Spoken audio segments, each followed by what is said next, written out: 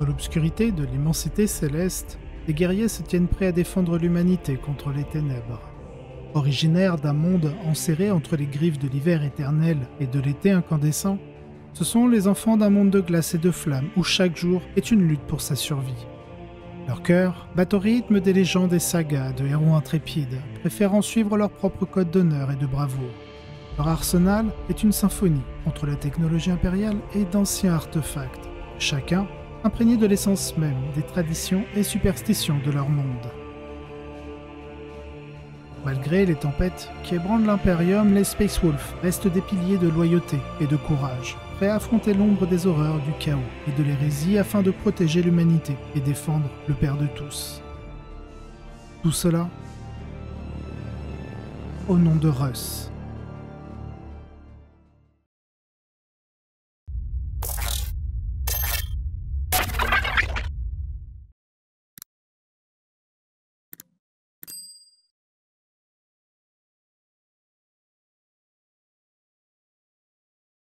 Donc, pour commencer, nous sommes dans le détachement Stormlands du Codex Space Marine et je vous mets la règle de détachement qui est assaut éclair, qui permet aux unités Adeptus Astartes de votre armée de pouvoir avancer chargé et désengager chargé. De base, c'est une règle de détachement qui est extrêmement puissante parce que vous demandez à n'importe quelle armée de corps à corps, genre Blood Angel, Black Templar, etc., s'ils peuvent avancer chargé, désengager chargé, ce seraient les plus heureux du monde. Bon, bien sûr, on pourrait se dire, mais pourquoi est-ce que les Blood Angels, les Black Templars, etc. ne jouent pas en Stormlands? Et tout simplement parce que la plupart des stratagèmes et optimisations sont dédiés à des unités montées. Donc ce qui sape un petit peu les constructions à base de Blood Angel, etc.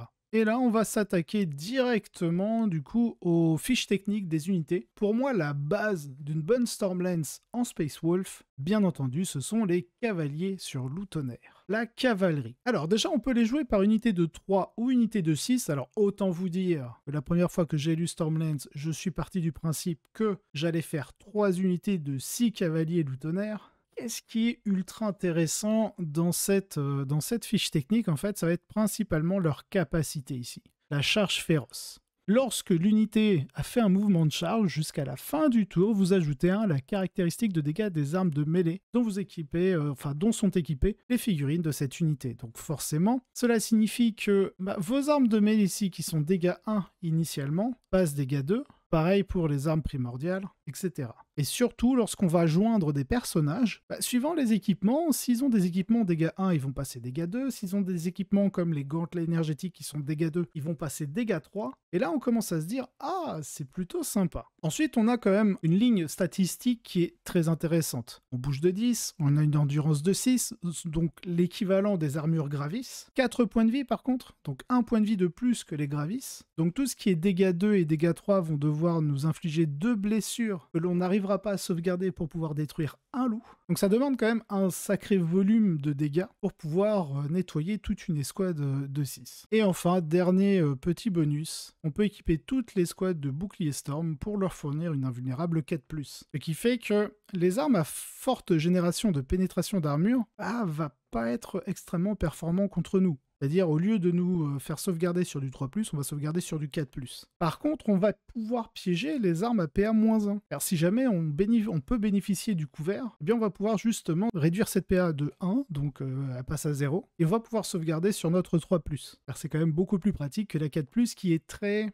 variable. Des fois, vous pouvez faire une partie où vous allez réussir beaucoup de 4+, et vous allez être très content, et d'autres fois où vraiment la 4+, ça va pas vous aimer. Ensuite, bien entendu, à ces 6 cavaliers sur loup tonnerre, on va leur ajouter un seigneur loup sur loup tonnerre. Donc c'est un capitaine, donc il pourrait être rejoint par un espèce de lieutenant que l'on a en Space Wolf, qui est le chef de bataille, garde-loup. Mais pour l'instant, on va s'arrêter sur le seigneur loup. Le seigneur loup, comme les capitaines, il a le rite de bataille qui permet de réduire une fois par tour de bataille un stratagème tactique de bataille à 0 point de commandement. Et si jamais on l'a déjà utilisé, on peut le répéter. Et on le verra un peu plus tard, mais la Stormlands a énormément de stratagèmes tactiques de bataille. Et la deuxième capacité, qui est vitesse du chasseur, qui offre à l'unité de cette figurine la possibilité d'avoir un bonus de +1 à l'avance et à la charge. Donc déjà, vous bougez de 10. vous faites une avance minimale de 2, donc une avance comprise entre 2 et 7, donc une moyenne de 14-15 en général de mouvement. Et derrière, vous pouvez charger à 2d6 plus 1 encore. Et on le verra plus tard, on a des capacités qui permettent de relancer assez facilement le jet de charge au cas où. Donc vraiment, le Seigneur Loup, pour moi, c'est largement meilleur que Harald ou Logan sur son Trado, clairement. Petite particularité, le Seigneur Loup a une invulnérable à 4+, de base, donc si jamais vous lui mettez un bouclier, il passe à 7 points de vie, qui est un palier assez intéressant, parce que souvent, vous allez subir des dégâts 2. Donc si vous avez 6 points de vie, il vous suffit de subir 3 blessures pour mourir, alors qu'à 7 points de vie, il va en falloir une 4e, donc ça le rend vraiment beaucoup plus tanky. Pour la suite, on a donc le chef de bataille Garde-Loup, sur Loup Tonnerre, qui est un lieutenant, qui peut rejoindre justement un Seigneur Loup. Et là, ça va être très très bien, car un des points faibles en fait de la cavalerie Loup Tonnerre, c'est déjà sa force 5 majoritaire, hein. C'est-à-dire que là, vous avez des attaques d'armes primordiales à force 5, des griffes et crocs qui sont aussi force 5, ce qui fait qu'à partir du moment où vous avez une endurance de 10, vous blessez déjà de base à 6+. Et si vous avez un +1 pour blesser, chose qu'on verra aussi plus tard, eh bien on va blesser au mieux à 5+. Donc comment faire pour optimiser justement son volume d'attaque? Tout simplement la touche fatale. La touche fatale qui vous permet ici de pouvoir blesser automatiquement lorsque vous allez faire un 6 pour toucher. Et on va le voir, mais on a beaucoup de capacités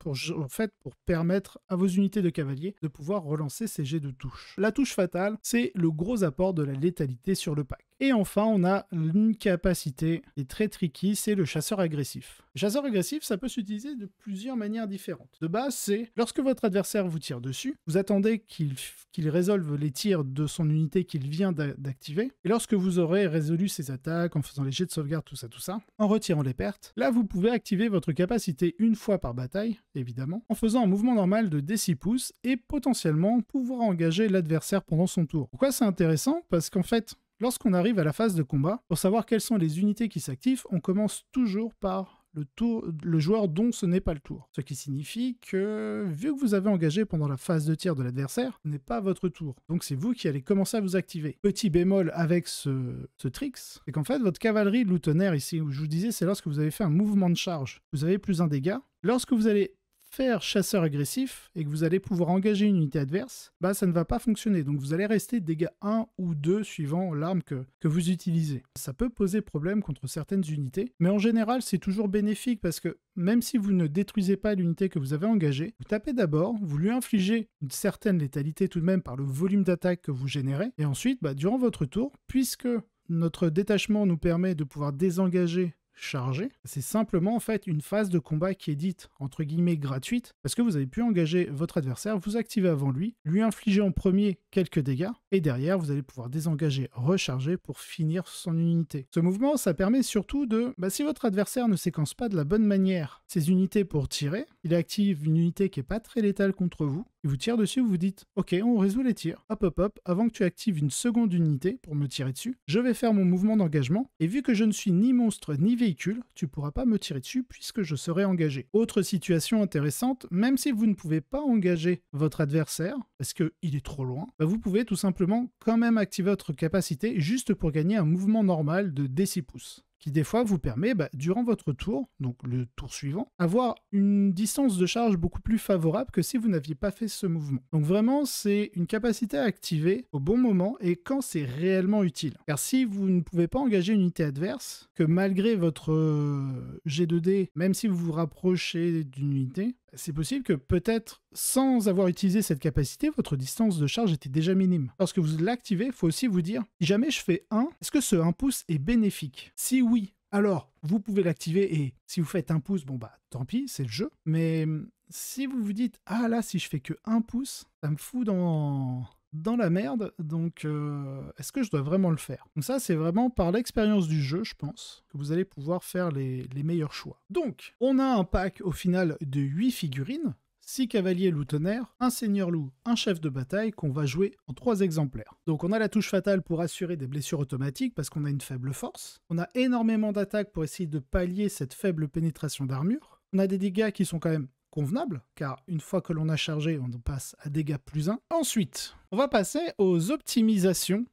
Pardon. Avant les optimisations, on va parler des équipements. Donc, nous avons 3 escouades de cavaliers loup tonnerre, 3 seigneurs loups et 3 chefs de bataille. Au niveau des équipements, on va avoir deux unités, donc 2 chefs de bataille et 2 seigneurs loups qui vont être équipés avec le gantelet énergétique et le bouclier. Donc, chez le chef de bataille, le porteur de bouclier ne lui donne pas un point de vie, mais lui donne l'invulnérable à 4+. Le seigneur loup a déjà de base l'invulnérable à 4+, mais il sera à 7 points de vie s'il a le bouclier, ou à 6 s'il n'a pas le bouclier. Donc autant vous dire que ceux qui ont les gantelets énergétiques ont forcément le bouclier avec eux. Pourquoi le gantelet énergétique ? Par rapport au marteau, la première chose, c'est je préfère toucher à 2+ qu'à 3+. Comme ça, si jamais je dois subir des malus de touche, et il y a certaines armées qui font des malus de touche, eh bien ça me permettra dans tous les cas d'être meilleur qu'un marteau pour pouvoir toucher. Et surtout, lorsque l'on touche à 2+, qu'on a la touche fatale, et qu'on s'attaque à une cible qui a une forte endurance, malgré notre force 8 de gantelet, si on touche toujours à 2+, eh bien on peut se permettre de relancer tout ce qui ne fait pas 6 pour toucher, pour pouvoir maximiser justement cette touche fatale. Tout comme le marteau, on est dégâts 2, on passerait aussi dégâts 3 à la charge, donc ça là-dessus, même chose. Contre le marteau à la blessure dévastatrice, qui peut effectivement être intéressant à certains moments, mais puisqu'on n'a pas de capacité à relancer nos jets de blessure, eh bien on ne peut pas optimiser cette blessure dévastatrice. Donc c'est vraiment pour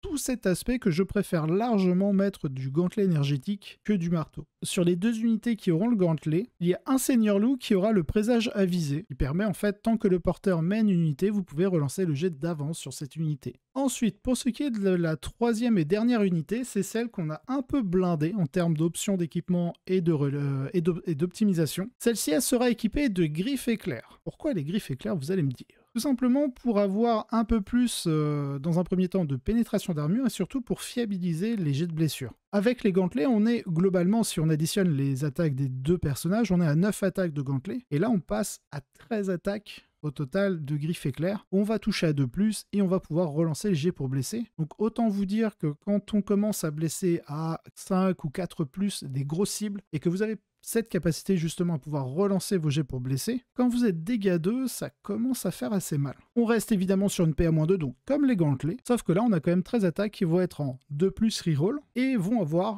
la reroll sur leur jet pour blesser, donc vraiment c'est une unité qui impacte beaucoup. Ensuite, du côté des optimisations, pour le seigneur loup avec les griffes, j'ai mis fureur de l'orage, car du coup vous passez force 6, PA-3, dégâts 1. Sur vos attaques de monture, vous êtes force 6, PA-2, dégâts 1. Donc du coup, tout de suite, vous commencez à avoir un impact un peu plus important contre tout ce qui est unité, par exemple, sans invulnérable. Les endurances 11 et 10 qui sont assez généralisées dans les grosses listes des listes comme Lectane. Il y a pas mal de monstres aussi qui peuvent avoir endurance 11. Il y a pas mal de véhicules qui ont endurance 10. Alors, vous avez toute une chier de véhicules Space Marine ou Space Marine du chaos qui sont endurance 10. Donc, en fait, tout de suite, ce petit +1 en force qui vous fait passer force 6 vous permet de base de les blesser sur du 5+. Et donc, avec un petit +1 pour blesser, vous blessez tout de suite sur du 4+. Et via vos 7 attaques de griffes, vous êtes reroll pour blesser. Donc, ça devient très, très, très intéressant. Et alors, lorsque vous avez chargé, c'est tout le principe de la liste, c'est de pouvoir charger et de fiabiliser cette charge. Eh bien, au lieu de gagner +1, vous gagnez +2 et +2. Donc, du coup, ça vous fait de la force 7 sur vos attaques de monture et de griffes, de la PA-3 sur vos attaques de monture et de la PA-4 sur vos griffes, et bien sûr dégâts 2 si vous avez chargé. Ensuite, la 3e et dernière optimisation que l'on va mettre dans la liste, c'est celle que j'ai toujours jouée depuis le début, depuis la sortie du codex Space Marine avec la Stormlance, c'est Instinct du chasseur, car vous pouvez faire l'arrivée précipitée dès le tour 1 lorsque vous l'avez. En fait, toute l'unité de cavalerie loup tonnerre où vous aurez le chef de bataille griffe éclair, le seigneur loup griffe éclair, vous les mettez en réserve stratégique, que vous commenciez la partie ou que vous êtes 2e joueur, vous allez tour 1 avec votre point de commandement, pouvoir faire arriver précipité. Et en fait, lorsque votre adversaire a fini sa phase de mouvement, vous savez exactement où sont ses unités. Donc vous allez choisir un coin de table où vous n'allez pas forcément prendre beaucoup de tirs. La seule chose que vous devez quand même prendre en compte, c'est si vous mettez à 9 pouces d'un Ctan, il va essayer de vous charger. Et une charge à 9, ça peut passer. Surtout si en plus il a une relance. Et si vous affrontez un Eldar, vous êtes mis à 9 pouces d'un avatar, il va faire un dé du destin pour le transformer en 6. Et là, ça devient une charge à 4+, c'est du 50-50. Donc, et même pas, c'est une charge à 3+, parce qu'il a +1 à la charge avec l'avatar. Donc c'est du 66% de chance. Donc clairement, faut pas le faire non plus n'importe comment. Réfléchissez un petit peu, regardez toutes les parties, vous avez beaucoup de parties sur YouTube. Regardez un peu comment je fais mes arrivées précipitées. Je pense que maintenant, je me trompe pas trop. Les 2 premiers tours en Space Wolf sont très importants. Enfin, surtout le premier tour en Space Wolf est très important. Vous devez pas donner beaucoup de ressources. Enfin, vous ne devez pas donner beaucoup de choix à votre adversaire pour que votre stratagème défensif soit impactant. Car le but du premier tour, c'est vous faites rite de bataille avec le Seigneur Loup pour faire -1 pour être touché et blessé, et gardez votre point de commandement restant que vous avez obtenu au début du tour de votre adversaire pour pouvoir faire l'arrivée précipitée. Vous ne devez pas avoir une autre unité de loup en ligne de vue. Et ça, c'est le plus dur à avoir parce qu'on prend pas mal de place.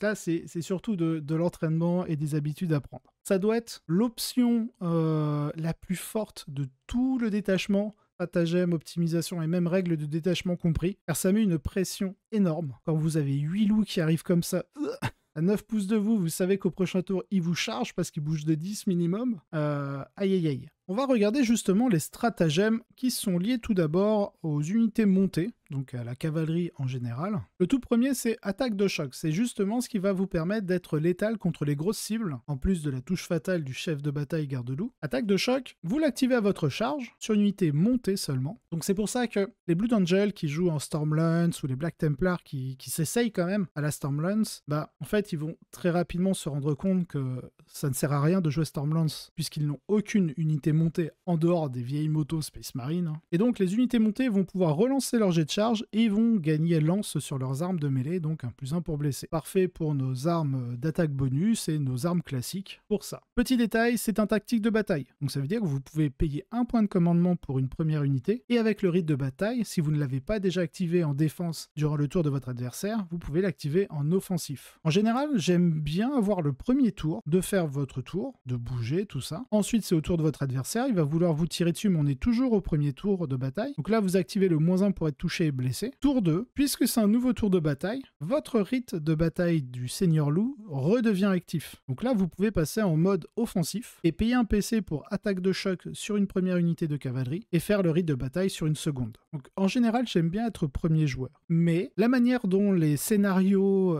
sont faits, il vaut mieux être deuxième joueur. Car en fait, au niveau du score primaire, souvent on vous donne des points de victoire supplémentaires à la fin du tour du joueur s'il est second. Donc en somme, la liste, et c'est ce que j'aime beaucoup avec la Stormlance, c'est qu'en fait, avoir le premier tour ou le deuxième tour, vous vous en foutez. Vous êtes content des deux sur des points légèrement différents. Être premier joueur, ça va être très bien pour le rythme de bataille, ça va être très bien pour l'aspect rythme de la partie parce que c'est vous qui allez dicter le rythme. Mais être second joueur, c'est pas forcément vous qui dictez le rythme de la partie dans un premier temps, mais vous allez pouvoir optimiser votre manière de marquer les points de victoire. Ensuite, on va avoir chevauché rude et rapide. Donc c'est le stratagème défensif que tout le monde nous jalouse. Ils ont parfaitement raison, car il est complètement craqué. Et surtout, c'est un tactique de bataille, donc vous pouvez l'avoir sur 2 unités. En gros, ces 2 stratagèmes-là, c'est les 2 stratagèmes que vous allez le plus utiliser. Sur toutes les parties que j'ai fait depuis la sortie du codex Space Marine avec la Stormlance, entre mes parties sur TTS et mes parties IRL, ce stratagème, je l'ai utilisé une fois. Point. Ça restera un stratagème menaçant. C'est-à-dire que quand votre adversaire commence à jouer son tour, vous avez forcément un point de commandement, puisque vous gagnez un point de commandement au début de son tour. Donc ça veut dire que pendant sa phase de mouvement, il est obligé de prendre en compte ce stratagème. Parce que si vous ne faites pas de mouvement réactif, ou vous attendez vraiment le dernier moment pour faire un mouvement réactif, il est toujours obligé de prendre en compte le fait que vous êtes capable de faire 19 pouces pour 2 points de commandement, parce qu'au début du tour de votre adversaire, vous gagnez un point de commandement, et au début du vote, vous gagnez un autre point de commandement. Donc vous avez 2 points de commandement, théoriquement. Donc votre adversaire, quelque part, est obligé en fait de prendre en compte ce stratagème. Car s'il ne le fait pas, potentiellement, s'il bouge comme un gueudin, qui joue très défensif pour vous limiter les mouvements réactifs, éviter que vous ne l'impactiez facilement, vous n'avez pas utilisé votre stratagème, c'est à votre tour, vous avez 2 PC, allez pof, 19 pouces et je te charge. C'est très rare. Quand on l'utilise, ça reste un stratagème qui est plutôt menaçant qu'utilisable, parce qu'il coûte vraiment très cher. C'est pas un battle tactique, donc vous pouvez pas le réduire à 0 point de commandement. Ensuite, on a d'autres stratagèmes, notamment l'armure du mépris. Donc ça va être utilisé contre des factions, typiquement contre l'orc. C'est la seule fois où je l'ai utilisé, je crois. Non, j'ai utilisé une autre fois. C'était contre Necron qui jouait la cour Canoptech avec des spectres qui sont PA-1. Donc du coup, je pouvais me permettre de faire armure du mépris afin de réduire sa PA-1 à 0 et faire mes sauvegardes sur du 3+. Et contre les orcs, vous avez à l'époque les frimeurs qui étaient PA-1, enfin qui le sont toujours. Et vu qu'ils n'ont plus Captain Badruk, ça va plus être très très joué. Ensuite, il y a les boys qui sont PA-1 natifs. Donc vous sauvegardez à 3+. Il y a aussi les Squigog Boys, les boys squigliers, il me semble en français. Donc vraiment l'armure du mépris dans ce match-up spécifiquement, c'est très très appréciable. Ensuite, on a insaisissable comme le vent, qui est justement le mouvement réactif et le troisième stratagème que vous allez le plus souvent utiliser. Pourquoi? Car on se trouve durant la phase de mouvement de votre adversaire. Il fait ses mouvements, vous surveillez à chaque unité où est-ce qu'elle finit son mouvement, etc. Car s'il y en a une, rappelez à votre adversaire que s'il s'arrête à 9 pouces ou moins de vous, vous avez un mouvement réactif. Soyez pas des chacals. On est des Space Wolves ici. On est des loups. On n'est pas des chacals. Soyez gentlemen. Soyez un loup toiletté. On va dire ça comme ça. Donc on se trouve, voilà, durant la phase de mouvement de votre adversaire, il y a une unité, voilà, il décide, oui, j'arrive à 9 pouces ou moins de toi. Pour un point de commandement, suivant l'unité de votre adversaire, est-ce qu'elle vous fait peur? Si elle ne vous fait pas peur, vous pouvez faire 6 pouces pour arriver devant elle, un peu avant sa portée d'engagement. Comme ça, si jamais il vous tire dessus, vous activez la capacité de votre chef de bataille et vous l'engagez. Si jamais c'est une unité qui est plutôt menaçante au corps à corps, par exemple, vous pouvez payer un PC, reculer de 6 pouces, parce que c'est un mouvement normal, donc vous faites ce que vous voulez. On vous dit pas comme le chef de bataille où vous devez finir au plus proche de l'unité ennemie la plus proche. Donc si vous reculez de 6 pouces, vous augmentez statistiquement sa charge de 6 pouces. Et là, ça peut rapidement devenir problématique, car il suffit que l'unité adverse, par exemple, ait fini son mouvement à 4 pouces de vous, vous reculez de 6, il a une charge à 10. Et là, ça devient vraiment relou. Donc insaisissable comme le vent, vous allez toujours commencer le tour de votre adversaire avec au moins un point de commandement. Clairement, il est dédié à ça, car le rite de bataille est dédié à chevaucher rude et rapide, qui vous permet d'infliger un -1 pour toucher et blesser. Et le troisième stratagème que vous allez le plus souvent utiliser, c'est attaque de choc pour relancer votre charge et le +1 pour blesser. Il y a un dernier stratagème, mais qu'on va voir beaucoup plus tard avec les Inceptors. Ensuite, on va passer aux unités qui vont vous permettre en fait de marquer des points de victoire ou alors de créer un écran pour empêcher l'adversaire d'arriver durant sa phase de renfort, tout simplement. Alors, cette première unité, au premier abord, on dirait pas que c'est une unité faite pour marquer des points de victoire. C'est Logan Grimnar en armure Terminator. Voilà.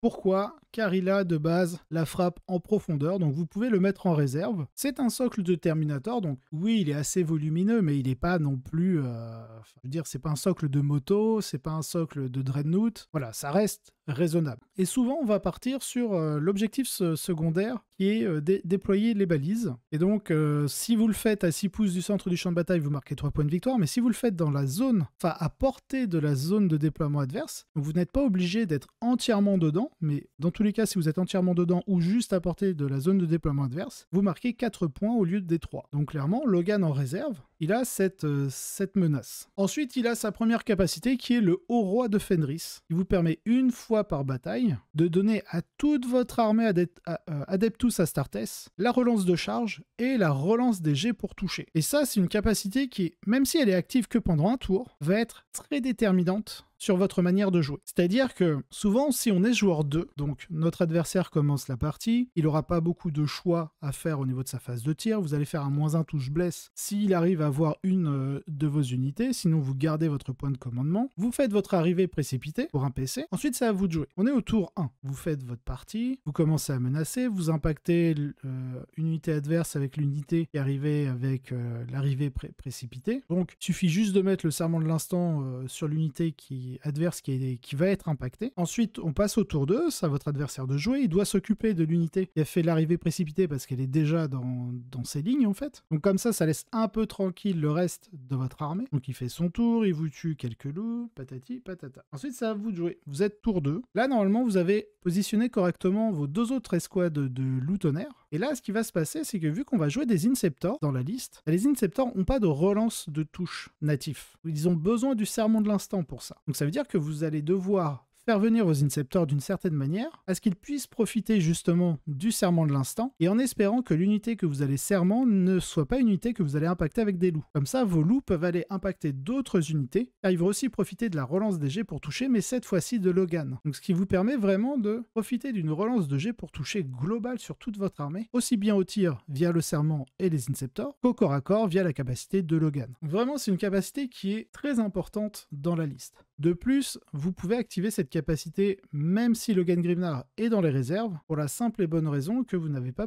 il n'a pas besoin d'être présent sur le champ de bataille pour ça. Je passe un petit peu sa capacité de loup suprême parce que ça m'est arrivé peut-être 1 ou 2 fois seulement. Il me rapporte 1 point de commandement de cette manière. Logan doit pouvoir détruire entièrement une unité adverse pour ça. Ensuite, je vous ai mis un petit encadré voilà, pour la frappe en profondeur, parce qu'on va le mettre en réserve. Et donc voilà, c'est à peu près tout pour Logan. Souvent, il va arriver en frappe soit pour aller faire déployer les balises, soit pour juste tenir un objectif parce que vous voulez envoyer vos scouts ailleurs, par exemple. Et justement, en parlant de scouts, on va jouer 2 unités de scouts, car leur capacité tactique de guérilla est juste insane. C'est une capacité qui vous permet à la fin du tour adverse de vous barrer et de revenir depuis les réserves stratégiques. Bon, vous devez quand même faire attention, vous ne devez pas être à portée d'engagement d'une unité ennemie et vous ne devez pas être à 6 pouces de figurines ennemies pour pouvoir faire ça. Donc les scouts, excellent. Au niveau des équipements, je vous conseillerais toujours de minimum avoir 2 fusils à pompe à Startest, tout simplement parce qu'ils sont assaut et ça vous permet de pouvoir faire une action même si vous avez avancé. Ensuite, vous pouvez soit mettre un bolter lourd ou un lance-missile, ça c'est vraiment une question de préférence. Un fusil de sniper, parce que PA-2 dégâts 2, ça fait toujours du bien d'enlever 2 PV à un perso adverse, si vous y arrivez, hein. Des fois ça passe et des fois ça ne passe pas. Et enfin sur le sergent, soit vous lui mettez aussi un fusil à pompe pour assurer le coup, ou alors une épée tronçonneuse. Moi je mets souvent l'épée tronçonneuse parce qu'elle fournit quand même 4 attaques de PA-1. Ensuite, on va aller voir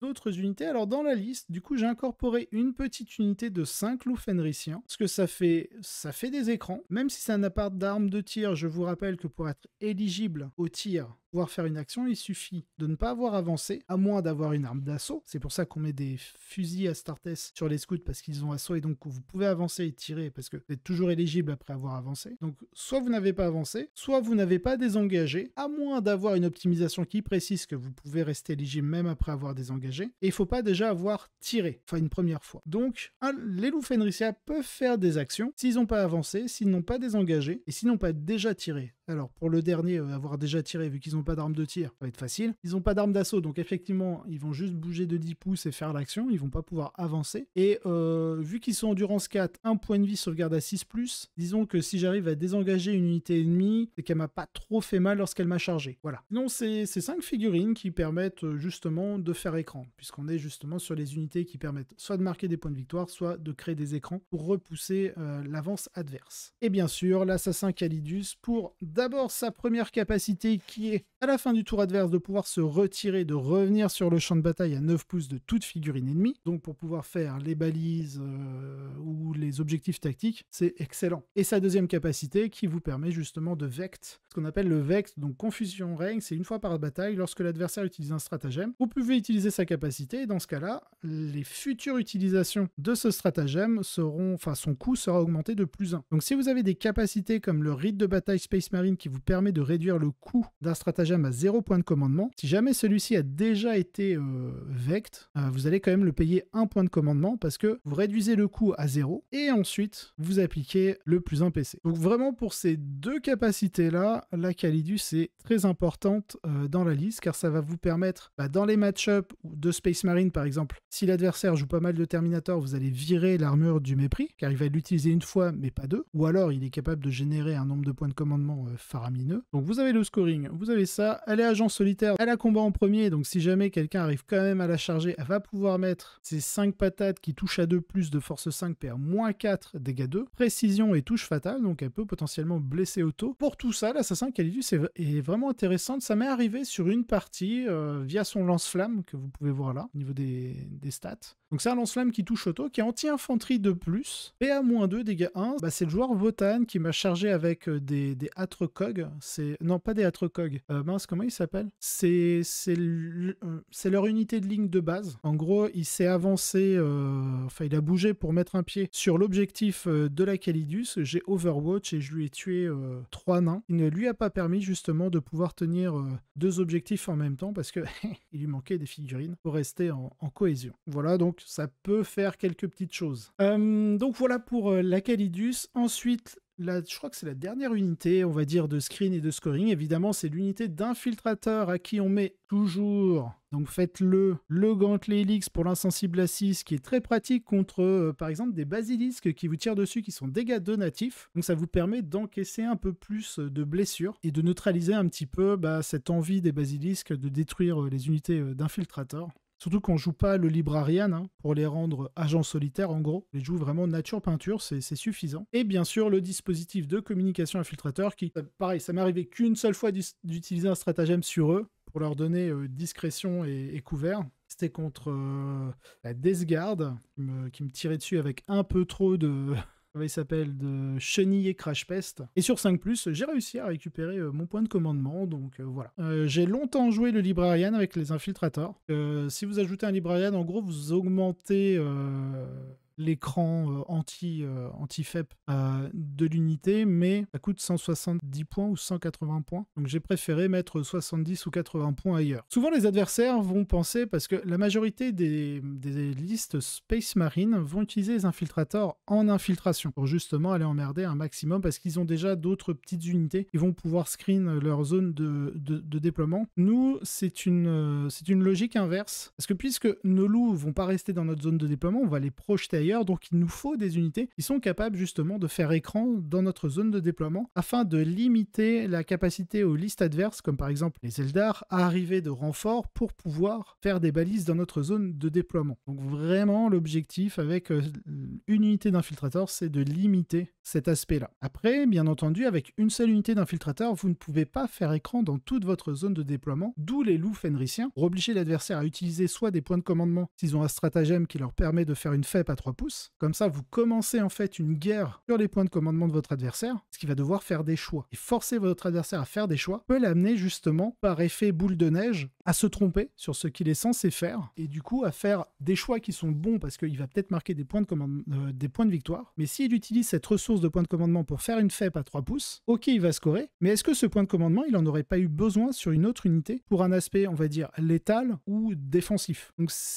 les points de commandement sont aussi une guerre de ressources. Donc c'est pour ça aussi que je ne joue pas 2 unités d'infiltrateurs, pour obliger l'adversaire à aller chercher justement ses ressources de frappe à 3 pouces. On va passer aux unités létales au tir. On a nos unités pour justement faire écran, valider des objectifs secondaires. On a des unités qui sont létales au corps à corps, qui vont mettre la pression. Mais quand on affronte des listes qui vont utiliser des transports, si vous ne pouvez faire des dégâts en phase de combat, vous allez juste détruire le transport en phase de combat, et c'est tout. Il sortira du transport, vous n'allez pas le détruire. Donc vous devez avoir quelque chose de létal et de fiable en phase de tir. Et pour cela, l'Imperium a inventé l'Inceptor Plasma. Et je ne vous encouragerai jamais à utiliser les bolters d'assaut sur eux, toujours du plasma. On veut du plasma partout, tout le temps. Tout d'abord parce que de manière native, ils sont force 7, PA-2, dégâts 2, sans surcharger l'arme. L'arme, elle est assaut. Donc vous pouvez avancer, tirer. Ils sont pistolets. Donc même si l'adversaire vous charge, ne vous tue pas, à son tour, il va penser que vous allez désengager, vous allez dire non, je suis pistolet, je te tire dessus. Et vu que vous êtes pistolet, que vous tirez à portée d'engagement, vous ne subissez pas le -1 pour toucher. Et derrière, vous êtes jumelé. Donc ça veut dire que de base, vous avez une relance DG pour blesser. Donc le seul truc qui leur manque, c'est une relance DG pour toucher. Et ça tombe bien, on a le serment de l'instant. Puisque la capacité de Logan va nous permettre pendant un tour de pouvoir mettre le serment de l'instant pour les Inceptors. Et toutes nos unités de loup vont pouvoir, de base, grâce à Logan, avoir la relance DG pour toucher durant un seul tour. Qui est déjà énorme. Car si vous faites du multi-impact, vous allez avoir entre 2 et 3 escouades de loups qui vont relancer les jets pour toucher grâce à Logan. Et les Inceptors vont être là pour mitrailler grâce au serment de l'instant. Ensuite, l'autre capacité aussi qui est bien, c'est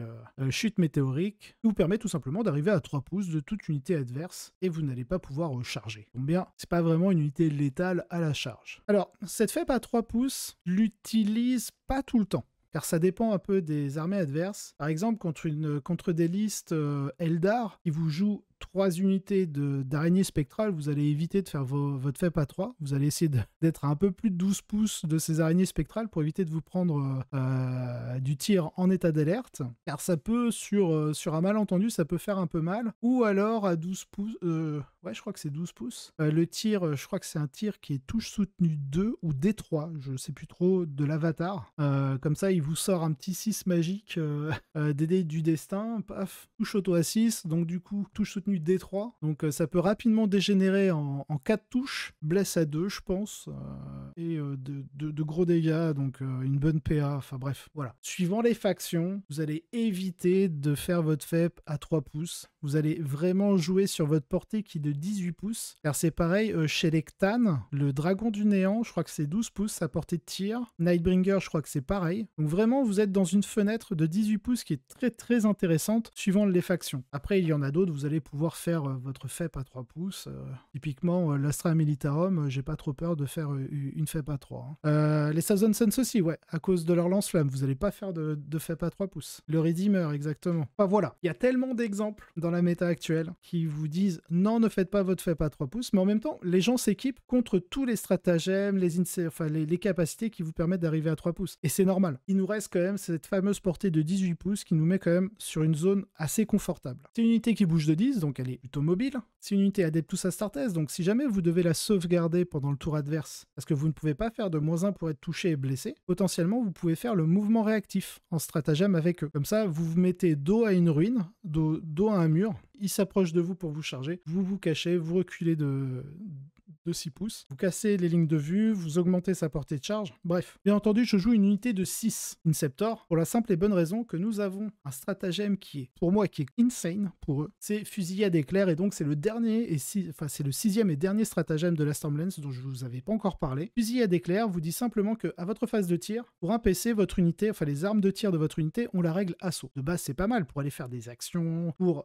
faire avancer vos véhicules et pouvoir tirer, c'est pas mal. Mais si vous avez déjà assaut, vous gagnez la touche soutenue 1. Et là, quand vous avez le serment de l'instant, vous avez 12 tirs. Donc de base, on va dire sur votre premier jet de dés, vous touchez à 3+, vous allez avoir 4 ratés, 2, 6. Vous lancez les 4 ratés minimum. En général, je relance les 3 ou moins. Pour rajouter, comme ça vous fait relancer 6 dés. Et sur 6 dés, statistiquement, vous allez avoir une touche soutenue supplémentaire et 2 ratés. Ce qui fait que vous avez 3 touches soutenues pour 2 ratés. Et donc, vous gagnez en fait une touche sur la relance. Bon, après, bien sûr, hein, comme tout jet de dés, on est sujet à la variable. Des fois, vous allez nous sortir 5-6 au premier jet. Dans ce cas, vous allez juste... bon, vous êtes obligé d'annoncer quand même les dés que vous allez relancer. Si vous voulez relancer des dés qui ne sont pas ratés, quand vous avez des relances complètes. Mais en général, c'est ce que je dis souvent, je relance les 3 ou moins pour avoir plus de chances de proc des 6. Mais des fois, ouais, vous allez faire 0,6. Ça m'est arrivé en faisant 12 dés reroll, 12 dés, de pas faire un seul 6. Bon, pas de bol.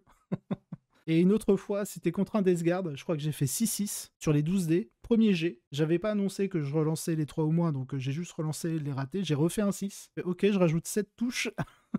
Et j'avais pas fait un seul jet raté. Et derrière, je blesse à 3+, reroll 3. Je lui fais, allez, tiens, tout ça comme j'ai à faire. Il a fait ses sauvegardes à 5. Non, à 6+, pardon, parce qu'il est sauvegarde à 3. Et il avait pas de couvert. Je lui ai clean les 10 plagues marines, plus le biologus, je crois. Celui qui lance les grenades, là. Et là, tu fais, ah ouais, d'accord. Mais bref. De manière générale, c'est un stratagème qui est plutôt cool. Touche soutenue 1 sur les Inceptors, ça leur donne vraiment une létalité accrue. J'ai ajouté à la base les Inceptors, le pack de 6 Inceptors dans la liste, pour avoir un meilleur match-up contre les Chevaliers Gris. Car ils aiment pas les dégâts 3, les Chevaliers Gris, et encore moins la PA-3, parce que même avec leur armure en vrai argent, on reste PA-2, du coup, et ils sont toujours sur leur invulnérable à 4+.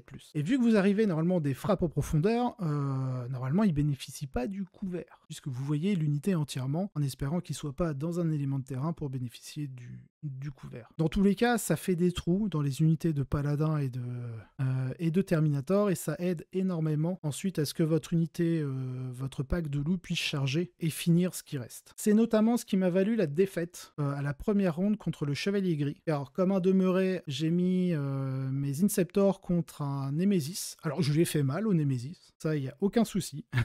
Il a souffert, mais j'aurais clairement dû mettre cette escouade soit sur l'unité de Paladin que je pouvais avoir en vision, soit sur les 6 ou 7 Terminator qui restaient. Donc voilà. En Stormlands, clairement, je privilégierais le pack de 6 Inceptor. Si vous préférez, je sais que Circa, lui, joue un pack de 3, parce qu'il utilise en fait sa fusillade éclair sur une unité. Lui, il préfère jouer, c'est les Vanguard en réacteur dorsaux, parce qu'il leur met des pistolets infernaux. Comme ça, vu qu'il peut advance ses charges grâce au détachement, pour un PC, il peut avancer, tirer avec ses pistolets infernaux. Il lui améliore le match-up contre, par exemple, le Custodes. Les Inceptor font très bien le taf contre les Custodes aussi.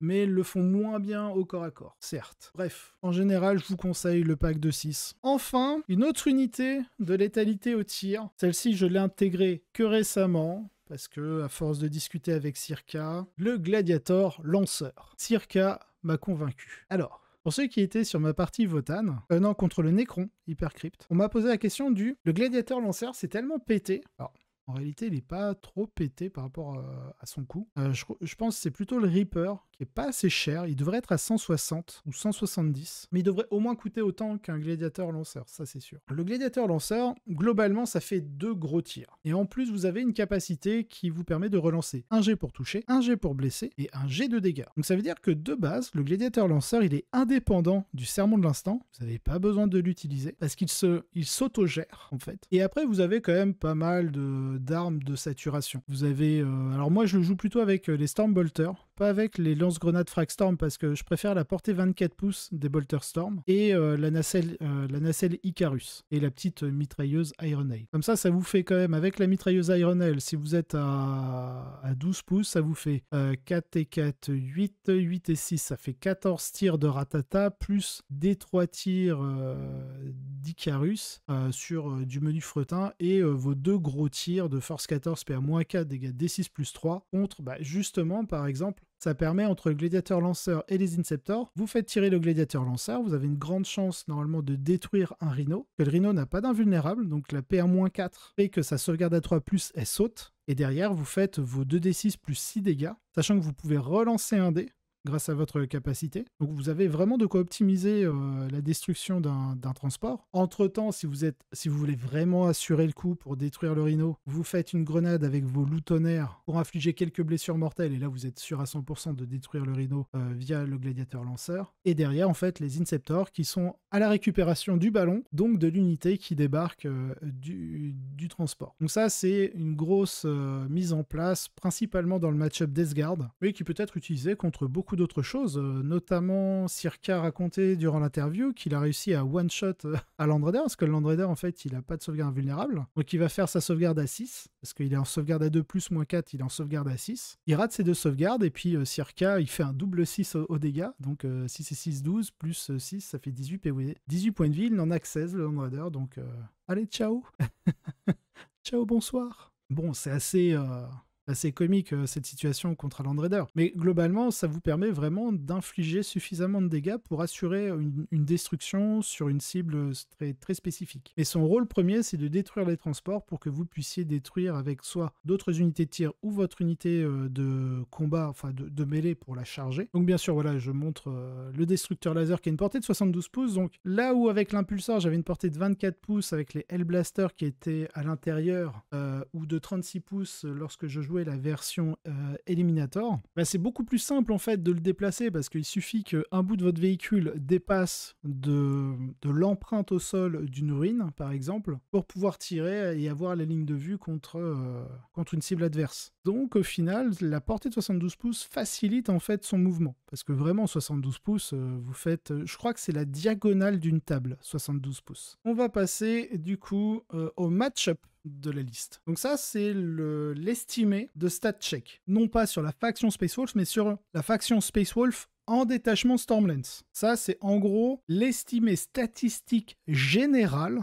de toutes les données qui ont été récoltées sur les tournois GT, c'est-à-dire les tournois qui possèdent au moins 5 rondes et 25 joueurs. Si vous êtes en dessous de 25 joueurs, que vous faites les 5 rondes, vous n'êtes pas un GT. Si vous avez les 25 joueurs, mais que vous êtes en dessous des 5 rondes, par exemple, le tournoi que je vais faire au French Wargame Café ne sera pas un GT, pourtant on est 32 joueurs, donc on dépasse les 25, mais vu qu'on ne fait que 3 rondes et pas 5, il ne sera pas comptabilisé comme GT, comme Grand Tournament. Donc là, on a vraiment une accumulation de données. Donc, on va commencer par les bons match-up. D'après StatCheck, on a les World Eaters, la Deathwatch. Bon, on n'a pas beaucoup de données en réalité sur la Deathwatch parce qu'il y a trop peu de joueurs qui les jouent. L'Adeptus Mechanicus, pardon, League of Votan, Chaos Space Marine, Chaos Knight, Chevalier Gris, Astra Militarum, Aeldari, Space Marine de manière générale. Attention, il n'y a pas les chapitres spécifiques genre Blood Angel, Black Templar, les Necrons, les Orcs, les taux, les Imperial Knight, vu que le Chaos Knight est favorable, donc Imperial Knight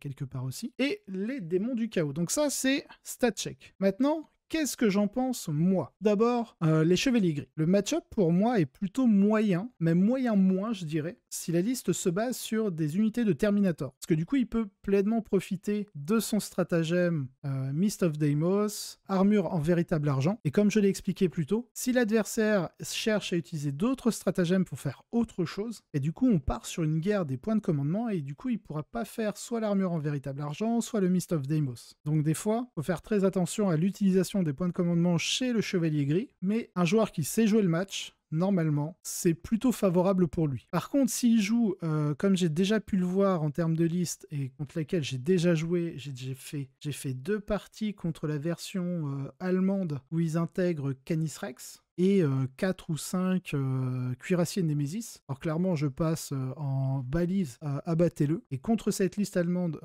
je suis favorable. L'objectif, vu qu'il joue des cuirassiers, pour réduire un peu son impact, parce qu'on a pas mal d'unités qui font écran, c'est de pouvoir justement influencer sa volonté de Mist of Deimos sur certains cuirassiers. C'est-à-dire que, ah, tiens, celui-là, j'ai envie qu'il se barre. Tiens, je me rapproche de toi. Vu que j'ai l'objectif abattez-le, est-ce que tu as envie de Mist of Deimos là? Souvent, il va dire oui. Et donc, après, ça vous laisse le choix contre le reste de son armée, parce qu'une fois qu'il l'a fait, vous êtes tranquille. Alors, ça vous met un petit peu une unité dans le vent, donc c'est à vous de vous déplacer d'une certaine manière à ce que votre unité qui va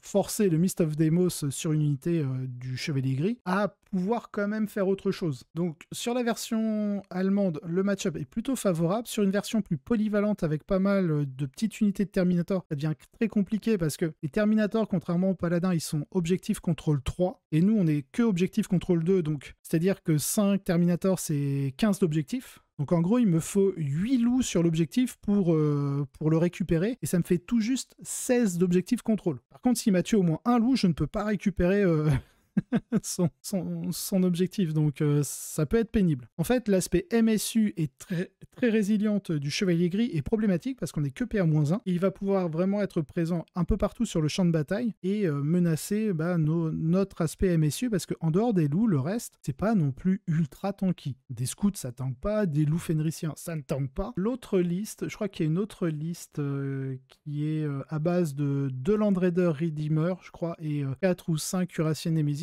On est un peu dans le même aspect. Le seul truc, on va dire, un peu plus relou, c'est que vu que ce sont des Redeemers, il peut faire des Overwatch très facilement. Contre la version, on va dire, anglaise, je crois que c'est Nick Nanavati qui jouait ça. Contre cette liste, j'ai joué qu'une fois, on a fait une égalité. S'il met des ressources sur mes scouts, en fait, il en met trop. Parce que c'est soit un Dread Knight Nemesis, et s'il met pas toutes ses armes dessus, potentiellement, il y a un scout qui reste en vie et qui va pouvoir faire ses actions.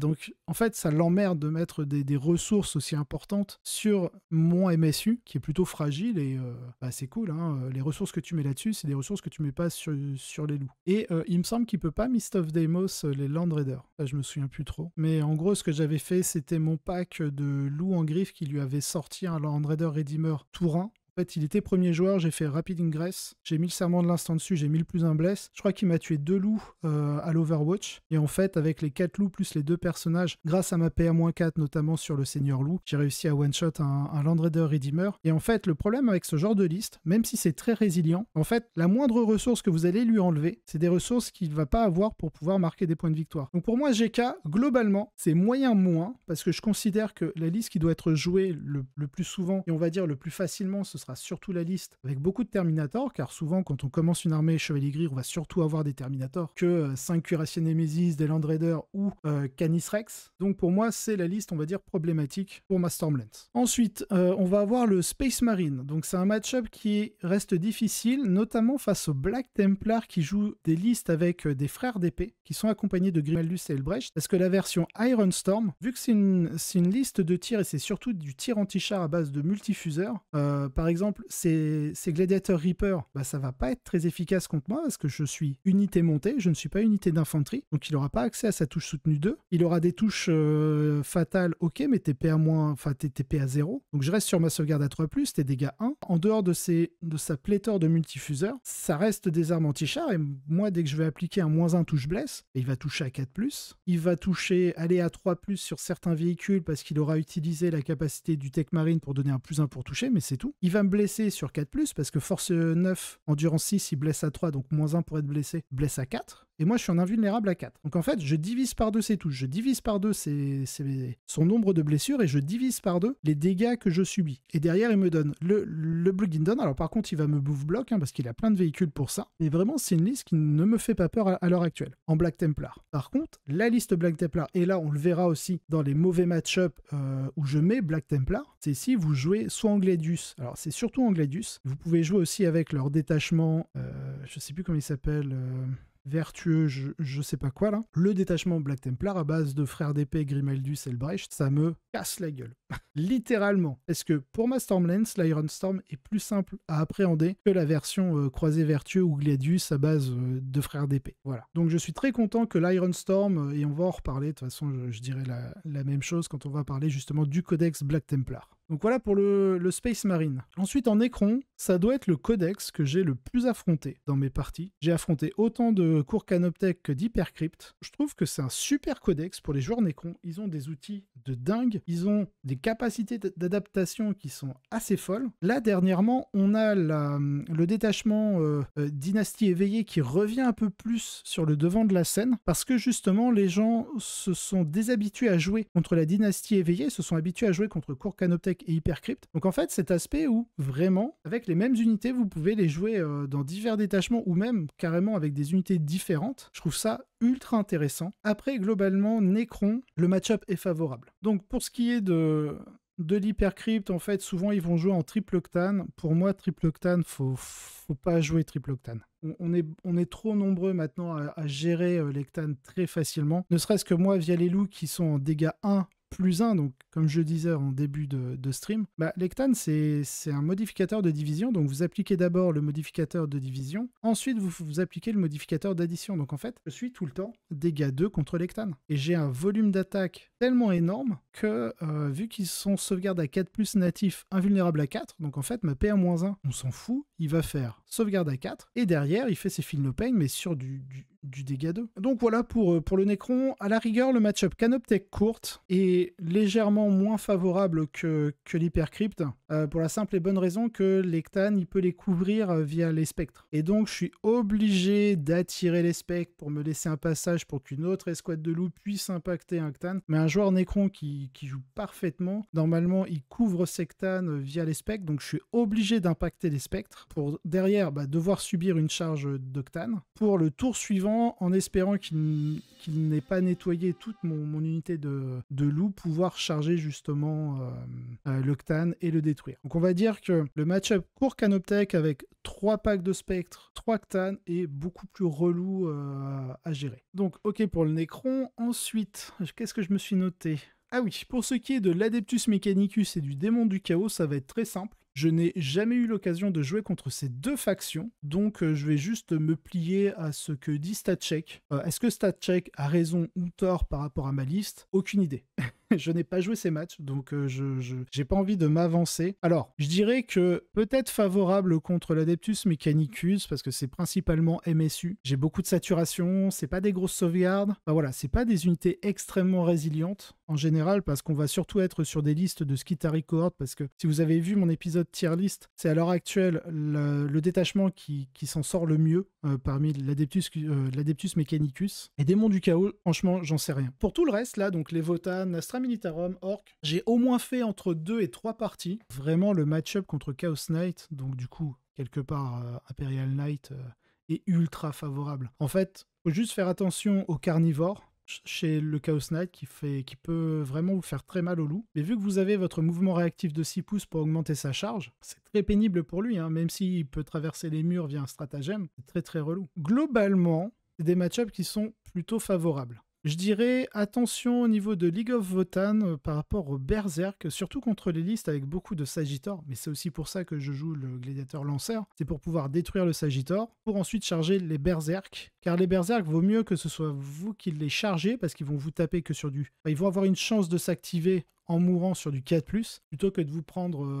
5 berserk pleine tête qui vont vous toucher à 2+, blesser à 2+, et vous faire un nombre de dégâts faramineux, quoi. Attention aux berserk, ça peut faire très très mal. Ensuite, on va passer sur les match-up, on va dire moyens. Donc ceux où on est plutôt sur des 10-10 ou des 11-9, 9-11 en termes de résultats. Donc on a les Tyrannides, on a la Death Guard, on a les Thousand Sons, les Drukhari, avec leur nouveau détachement, et les Blood Angels. Alors, d'après moi, au niveau des Tyrannides, globalement, le match, normalement, est favorable. Mais il y a un détachement qui est assez pénible, et on va dire très pénible, c'est le Unending Swarm, donc je crois qu'en français c'est l'essaim infini. Bien qu'on soit capable en fait de détruire facilement les Gaunt, en fait c'est leur stratagème qui permet justement d'avoir une espèce de marée successive où lorsqu'on détruit une unité de Gaunt pour 2 PC, il peut la ramener, ou de gargouilles. En général c'est surtout des gargouilles qui sont jouées plutôt que des Gaunt. Mais cet aspect où tu payes 2 PC, paf, t'as 20 gargouilles qui reviennent en frappe, c'est plutôt chiant, parce que ça fait en fait des cordons successifs, donc le mieux c'est de taper dans les gargouilles, de pas détruire les 20, d'en laisser un ou deux, et de vous barrer, de désengager pour aller ailleurs. C'est un peu la même stratégie qu'on verra plus tard contre le culte gène, mais un peu différemment. Donc voilà, le problème en fait de l'essaim infini, c'est qu'il va jouer sur le primaire, parce qu'il est OC2, c'est des petites figurines à la con, il est OC2, il joue des unités de 20, donc potentiellement il a 40 d'objectifs contrôle quand vous maximum vous en avez 16, donc clairement il domine le primaire. Et vu qu'il a plein d'unités à la con comme ça, il va valider son secondaire très facilement, notamment s'il y a un biovore. Il va balancer une petite couillasse de spore mine pour aller faire une action chez vous. Donc vraiment, Tyrannide, surtout un Ending Swarm, c'est chiant quoi. Donc c'est pour ça que le match-up globalement est moyen. On va dire qu'il est défavorable contre un Ending Swarm, mais après, vu que c'est une faction qui n'a pas beaucoup de capacité à relancer les jets de touche, enfin à vraiment fiabiliser les jets de touche et de blessure, en fait dès que vous allez faire le -1 touche blesse, c'est une faction qui va pas aimer. Ensuite la Death Guard, pareil, match-up moyen. En fait le vrai problème, alors pour l'instant j'ai pas eu l'occasion, si une fois, j'ai fait qu'une partie où il y avait Mortarion. Alors autant vous dire, c'est pas Mortarion moi qui me gêne en réalité, c'est surtout les Plagues Marines. En fait dans les Plagues Marines, il va mettre, comment il s'appelle, le Full Blade Spawn, Corrupteur Nidoreux en français je crois, qui vous permet en fait d'avoir combat en premier, et vous avez 5 figurines je crois, ou 6 figurines avec des armes lourdes de la peste. Ils vont vous mettre des grosses patates, en plus il peut activer son stratagème touche soutenue. Bon, il le fera qu'une fois, mais le faire une fois c'est une fois de trop je trouve, parce que vu que c'est un tactique de bataille, vous allez pouvoir le vect via la Calidus. Et donc la Death Guard, vraiment faut pouvoir gérer ces unités de Plague Marines, donc c'est compliqué, ils ont cette capacité de combat en premier, donc même si vous les chargez ou que vous les engagez pendant son tour, c'est lui qui va taper d'abord, parce que vous n'êtes pas combat en premier avec les loups, à moins de pouvoir charger. Et si vous avez chargé, c'est durant votre tour, donc du coup, vu qu'on commence la phase de combat, le premier joueur qui active, c'est celui dont ce n'est pas le tour, vu que vous avez chargé, c'est forcément votre tour, donc c'est l'adversaire qui commence. En tous les cas, vous vous faites avoir. Faut pouvoir les gérer d'une manière différente. Ce qui nous oblige donc du coup de jouer d'une certaine manière, afin d'obliger en fait l'adversaire à sortir ses unités de ses transports pour pouvoir le détruire en phase de tir avec les Inceptors. Parce que du coup, il va devoir débarquer, comme je l'ai déjà expliqué plus tôt, il va devoir débarquer avant son véhicule, parce que si son rhino bouge et qu'il débarque, il va pas pouvoir charger. Il va pouvoir tirer, par contre, et il a pas mal d'armes qui sont anti-infanterie. Il a des fuseurs, enfin bref, voilà, il a pas mal d'armes qui sont un peu relous, aussi bien au tir qu'au corps à corps. Mais l'objectif, c'est de pouvoir jouer sur notre mouvement réactif. Comme ça, pour pouvoir charger, il est obligé de débarquer de son véhicule avant que celui-ci puisse bouger. Ensuite, il bouge de 5 pouces. Et là, s'il entre dans notre portée de 9 pouces, on peut faire un mouvement de 6 pouces, donc on peut se reculer et augmenter sa charge. Et vu qu'il a débarqué, lui n'a pas de capacité à pouvoir bouger durant sa phase ou durant notre tour pour pouvoir rembarquer dans son rhino et se protéger. Et c'est là où les Inceptors arrivent et nettoient l'unité de Plague Marines. Donc on est vraiment sur un match de tension. Quel mouvement vous allez faire, quelle position vous allez prendre avec vos loups pour obliger le joueur Death Guard à devoir débarquer ses Plague Marines pour vous charger. À quel moment il va le faire, etc., etc. Parce que tant qu'il les garde au chaud dans les rhinos et qu'avec les rhinos il reste à une portée suffisante, vous en tant que joueur Space Wolf, vous êtes obligé de prendre en compte le fait qu'il débarque de 3, qu'il bouge de 5 et qu'il vous charge derrière. À chaque fois vous êtes obligé de le prendre en compte ça. Donc voilà. c'est un peu pénible. Ensuite, on va avoir le match-up Thousand Suns. Donc c'est un match contre lequel nous devons faire très attention et surtout conserver la Cadidus pour vecte leur stratagème là qui s'appelle Sorcellerie Dévastatrice, qui permet en fait de fiabiliser toutes les attaques de tir de Magnus et il avoine sévère. Comme ça, il sera en relance DG pour toucher et blesser pour ses attaques psychiques et toutes ses armes de tir sont attaques psychiques. Il profite en plus de sa propre aura qui donne un +1 pour toucher et +1 pour blesser, donc autant vous dire que le -1 touche blesse, c'est pas le plus impactant chez lui. Bon, vous allez quand même le faire, hein, parce que quitte à ce qu'il touche à 2+, au lieu de vous blesser à 2+, va vous blesser à 3+, ça reste intéressant. Autre problème, c'est que Magnus, il a parmi ses 3 capacités la possibilité de subir, d'infliger un -1 à la caractéristique de dégâts des attaques qui le touchent, en dehors des attaques psychiques. Bon, nous, on n'en a pas, hein, des attaques psychiques. C'est le problème, c'est-à-dire que Magnus, tant que votre adversaire garde cette capacité de -1 dégâts, on va jamais pouvoir le one-shot avec un pack de loup, même avec tous les buffs. Si l'adversaire fait une erreur, et au lieu d'utiliser le -1 dégâts, il va utiliser autre chose comme capacité, là clairement il va falloir le punir. Sinon l'objectif, essayer en tout cas d'isoler Magnus ou alors de l'attirer dans un coin du champ de bataille afin que son aura de +1 pour toucher, +1 pour blesser soit le moins impactant possible. Car quand même, notre liste d'armées, en dehors de Magnus, on est quand même très bien équipé pour détruire tout ce qui est rubrique Marines, parce que les Thousand Suns jouent beaucoup sur leurs personnages qui sont très létals, car ils ont beaucoup, enfin ils vont pouvoir générer beaucoup de blessures mortelles, hein, à base de Doombolt. Vu qu'il a pris l'optimisation du savoir interdit, il va pouvoir refaire un Doombolt. Donc vous allez prendre 2 fois D3 plus 3 blessures mortelles, ça aïe. Fait mal. Mais le côté, on va dire, point faible, c'est que ça reste du Space Marine, endurance 4, 2 points de vie. Alors sauvegarde à 3+, invulnérable à 5+, certes. Et du coup, notre PA-1 est extrêmement efficace à ce niveau-là. Et si on les charge, on est dégâts 2, donc vraiment, on a tout pour. On a la force, parce qu'on est force 5, donc on blesse à 3+. Si on rajoute un +1 pour blesser, on blesse à 2+. On est dégâts 2, ils ont 2 points de vie. Ils n'ont pas d'insensible à la douleur contre ça. On est PA-1, donc ils vont tout sauvegarder sur du 4+. Donc ils vont pas profiter vraiment de leur invulnérable à 5+. Malgré tout ça, Magnus reste une véritable épine dans le pied. Et j'ai joué contre Lady Vostro, j'ai fait 2 erreurs de placement, parce que du coup j'ai pas pu lui vecte sorcellerie dévastatrice, donc il a vraiment eu un Magnus assez libre toute la partie, même si j'ai réussi à l'isoler un bon moment. J'ai pu, grâce à mes autres unités, lui détruire tous ses packs. Alors je crois qu'il jouait 6 petits packs de rubrique marine, je lui en ai dit non, il jouait 5 packs de rubrique marine, dont un de 10 figurines, et je lui en ai détruit à la fin de la partie. Il lui restait même pas la moitié d'un pack de 5. Donc vraiment je me suis nourri sur ces petits personnages, parce que c'est aussi le point faible des Thousand Suns, c'est leurs personnages sont pas très tanky. En soi, ça reste de l'invue à 4 basique, mais ils ont entre 4 et 5 points de vie. Donc clairement, Assassinat est parfait contre eux. Donc le but, c'est de pas s'occuper de Magnus, c'est juste de lui donner en gros une escouade. Voilà, vous l'attirez avec une unité de loup tonnerre, voilà, pour faire des bisous là, dans un coin du champ de bataille. Et il se démerde avec ce pack, Magnus, et pendant ce temps-là, de l'autre côté, vous allez essayer de mettre un maximum de pression sur ces rubriques marines. Ça, évidemment, les Inceptors vont être extrêmement forts contre ça. Le gladiateur lanceur, par contre, ce sera le seul qui peut potentiellement menacer Magnus. Il y a un PA-4, donc il sera sur son invulnérable à 4+, et même s'il a -1 dégâts, Magnus, vous êtes en D6 plus 3 de base, donc -1 dégâts à D6 plus 2, sachant que vous pouvez relancer. Suffit qu'il rate ces 2 invulnérables, vous touchez à 3+, avec une relance, vous blessez à 3+, avec une relance, ça déconne pas trop, hein. Et même si votre full pack ne peut pas one-shot Magnus, il suffit que vous réussissiez à passer une blessure, vous lancez votre dé, si vous faites par exemple un 4, vous faites 6 points de vie en moins, il vous reste 10, là par contre vous pouvez réfléchir à ce qu'un pack de loup attaque Magnus pour lui enlever ses 10 derniers points de vie, ça c'est jouable. Donc vraiment, le gladiateur lanceur aide dans pas mal de match-up, notamment celui-ci contre Magnus. Donc c'est à peu près tout, hein, pour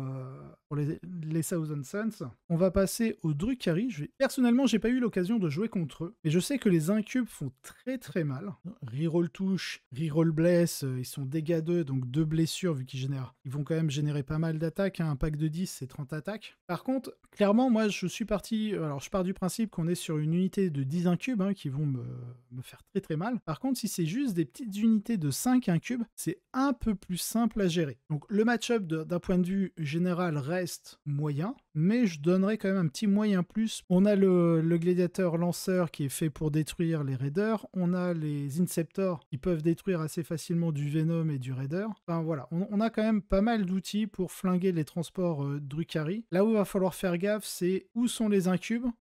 Les Drukhari ont quand même cette capacité, via leur nouveau détachement, de bouger leur transport, débarquer, utiliser un PC et permettre quand même de charger. Et il y aura notamment une unité où on ne pourra pas Overwatch contre elle. Bon, en même temps, on n'a pas une armée qui est faite pour Overwatch. Donc voilà, globalement pour les Drukhari. Ensuite, on va avoir les Blood Angels. Alors, je n'ai fait qu'une partie contre eux, et mon adversaire jouait fils de Sanguinus. J'ai, durant la partie, eu toujours la priorité des combats, car en fait, sans capacité d'advance et charge, contre mon mouvement réactif, la plupart de ces charges, en fait, elles sont à 11 ou 12, et du coup, ont de fortes chances d'échouer. Et je pense, du coup, que la version Gladius en Blood Angel est beaucoup plus intéressante dans ce match-up contre la Stormlands. Clairement, ça leur donne beaucoup plus de projections, car sans l'avance et charge, en fait, ok, les Blood Angels, ça tape comme des bœufs, hein, clairement, ça me peut faire extrêmement mal. Mais en fait, il va bouger de 12. Donc moi, pendant ma phase de mouvement, je vais le prendre en compte. Je bouge de 12. Moi, je fais mon mouvement réactif de 6. J'augmente ta charge de 6 pouces. Bon courage derrière, en fait. Et ça doit être un des match-ups, les Blood Angels, où les Inceptors vous pouvez vous permettre de FEP à 3 pouces, parce qu'ils n'ont pas vraiment d'Overwatch qui puisse punir, pour justement, si jamais le Blood Angel ou la Death Company se cache, du coup, vous allez les déloger avec les Inceptors qui FEP à 3, en mettant le serment de l'instinct sur la compagnie de la mort. Et là, c'est Bagdad, quoi. Donc, vraiment, en fils de Sanguinus, dans le match-up Space Wolf Stormlands, je pense pas que ce soit une bonne idée. Par contre, en Gladius, c'est pas la même chose, et c'est pour ça que je pense que d'un point de vue général, il me semble, si je me trompe pas, que pour l'instant, majoritairement, les gens jouent en Gladius. Donc c'est pour ça que le match-up est moyen. Et je dirais même en Gladius, il est moyen moins. Parce que du coup, il a accès surtout à l'Advance et Charge, il a accès à l'honneur véhément, qui fait vraiment beaucoup d'attaques, etc. Globalement, le match-up Blood Angel, vu qu'il est principalement joué en Gladius, le match-up reste moyen. Donc voilà pour le Blood Angel. Ensuite, on va passer au mauvais match-up. Alors, du coup, par rapport à StatCheck, on a Adepta Sororitas, Custodes, donc l'index, Custodes, le codex, bref, on va en parler, Black Templar, Dark Angel et Culte Genestealers. Alors, pour ce qui est d'abord des Black Templars, parce qu'on en a pas mal parlé, donc comme je l'ai expliqué précédemment, avec le codex Space Marine et la vidéo tier list, on sait que le détachement Black Templar étant le plus joué, c'est celui des croisés vertueux. Et donc du coup à base d'épée, de frères d'épée Primaris, de Grimaldus et d'Elbrecht. Mais il y a tout de même une tendance dernièrement où l'Iron Storm Black Templar est de plus en plus jouée, parce que de plus en plus performante. Et ça, je trouve ça bien pour ma liste Stormlands, parce que je préfère affronter une Iron Storm Black Templar, parce qu'on va lui infliger le fameux -1 touche blesse, et vu que c'est principalement des coups des coups anti-char qu'on va se prendre, des multifuseurs, des coups de laser destroyer, du gladiateur lanceur, les Reapers, ce sera que les tirs de multifuseurs qui vont vraiment avoir un impact, on va dire, contre nos loups, parce que ces tirs de Reaper là, de Gatling touche soutenu 2 contre l'infanterie, tu peux le faire contre mes scouts, hein, si t'as envie, mais même mes loups fenriciens s'en foutent. Bon, et vu qu'ils ont une sauvegarde à 6 et qu'un point de vie, ils vont rapidement voler, mais ce que je veux dire par là, c'est que contre ma liste, en fait, on a peu d'infanterie. Et souvent, ça va être des unités comme les scouts qui vont se cacher pour valider des points de secondaire, que vraiment se mettre comme ça tout nu dans la pampa en faisant l'hélicobite devant le gladiateur Reaper, quoi. Souvent, il aura plutôt des cibles genre loup tonnerre que des scouts. Mais voilà, il y a toujours cette tendance à jouer croisé vertueux ou gladius avec des frères d'épée Primaris qui tellement mal. On a un très mauvais souvenir. J'ai encore mal aux fesses. Mais clairement, je trouve qu'on a plus de chances d'affronter des Black Templars Iron Storm, parce que du coup, normalement, on ne voit pas de frères d'épée, et c'est principalement ce qui nous pose problème. Parce que tuer des...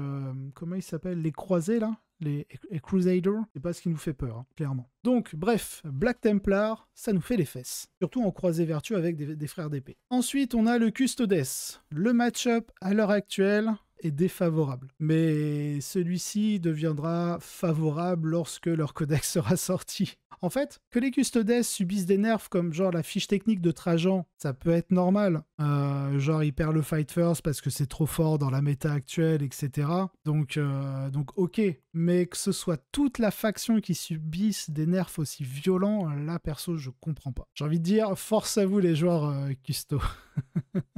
Au niveau des Custodes, pour l'instant, clairement, le match-up est plutôt mauvais. Ensuite, le culte Genestealers. Alors, en général, on va avoir une chier d'infanterie chez le culte Genestealers. Il n'est pas difficile de détruire les unités du culte, certes. Ils scorent facilement les secondaires. Ils se battent très bien sur le primaire parce que toutes leurs petites figurines ont objectif contrôle 2. Par contre, si votre liste n'intègre pas un minimum une unité d'infiltrateur, forcément le match-up va être effroyable contre le culte. Parce qu'il peut faire pas 3 pouces, il peut se téléporter, il peut, quand vous lui détruisez une unité sur un jet de dés, je crois que si c'est une unité de ligne, c'est sur un 4 ou un 3 maintenant. Il peut la faire revenir depuis les réserves. Bref, c'est un enfer. Et sachant que, voilà, comme le dit Circa, les charges de démolition, ça fait tellement mal. Ça fait tellement mal. Et quand une unité est détruite et qu'elle revient, elle revient avec ses charges de démolition. Donc vous les reprenez encore une fois de plus. Allez, le dernier nerf qu'ils ont subi, c'est qu'ils peuvent plus lancer les charges de démolition depuis les ponts de tir de leur véhicule. La stratégie contre le culte, c'est un peu la même stratégie contre les listes dessin infini chez les tyrannides. Le but, c'est de ne pas détruire complètement les unités d'infanterie. Vous avez une capacité de désengage charge, donc faut impacter, mais pas trop. Pour l'empêcher de repop via les réserves stratégiques. C'est la seule stratégie à mettre en place, mais en même temps, on tape tellement comme des sourds. Je veux dire, on peut tuer des Cthans, quoi. Donc à partir de là, les 20 cultes Genestealers, désolé. La seule vraie strat, c'est ne tue pas tout le monde. Quand tu réussis des charges, réussis-les, mais pas trop, pour éviter d'avoir trop de loups qui tapent. Il y a des moments où tu vas faire non, je piline pas. Comme ça, tous mes loups ne vont pas taper. Comment ça, je me nerf? Mais oui, je veux pas te casser la tronche, moi. Enfin bref, voilà, c'est une stratégie qui est pas ultra viable. Hein. Si vous pouvez le faire et que vous y arrivez, tant mieux. Mais clairement, c'est un match-up qui est pas très favorable. Ensuite, pour ce qui est des Sororitas et Dark Angel, je n'ai pas joué ces matchs pour le moment, donc je pourrais pas m'exprimer sur la pertinence de ma liste contre celle-ci, donc je fais confiance à StatCheck et je pars du principe que c'est des match-ups désavantageux, mais par rapport à l'Adepta Sororita, il est aussi rouge que les Custodes Index, donc du coup je pense que l'insensible à 4+, des Arcoflagellants doit être très pénible. Je sais plus ce que font les Repentia. Alors je sais pas, parce que l'Iron Storm, moi ça me va. Je pense que l'Iron Storm, l'aspect problématique, ça va être le fait que la guerre au point de commandement, je vais pas la gagner, parce qu'ils ont Azrael, qui fait dans tous les cas gagner un point de commandement. Donc en fait, l'aspect Vect est moins impactant que contre l'Iron Storm Black Templar, par exemple. Alors, pour résumer tout ça, on a quand même pas mal de bons match-up contre des factions qui sont fortes à l'heure actuelle. Donc c'est ce qui rend la Stormlance aussi impactante dans les résultats de tournoi. Au niveau de ma liste, donc on est sur 3 seigneurs loups, dont l'un aura l'optimisation qui permet de relancer le jet d'avance. Donc c'est un seigneur loup qui a un gantelet énergétique, donc qui est déployé. On a un autre seigneur loup qui est en griffe éclair et qui possède l'optimisation fureur de l'orage, qui permet d'avoir plus 1 en force et en pénétration d'armure et plus 2 si on a chargé. On a 3 chefs de bataille garde-loup, dont l'un d'eux, donc celui qui est en griffe éclair, les autres sont en gantelet bouclier, mais celui qui est en griffe a l'optimisation qui permet, donc c'est instinct du chasseur qui permet de faire l'arrivée précipitée tour 1. Et bien sûr, pour aller avec tout ça, 3 unités de 6 loup tonnerre avec bouclier pour l'invulnérable à 4+. Ensuite, on a un petit Logan pour sa relance de charge et sa reroll touche de mêlée qu'on peut activer depuis les réserves. Le pack de 6 Inceptor Plasma avec le stratagème qui donne la touche soutenue. Les 5 petits loups fenriciens pour faire écran, valider des actions. Les scouts dans le même objectif, infiltrator pareil. Le gladiateur lanceur pour détruire du transport. Et enfin la Calidus pour valider des objectifs secondaires et le Vect.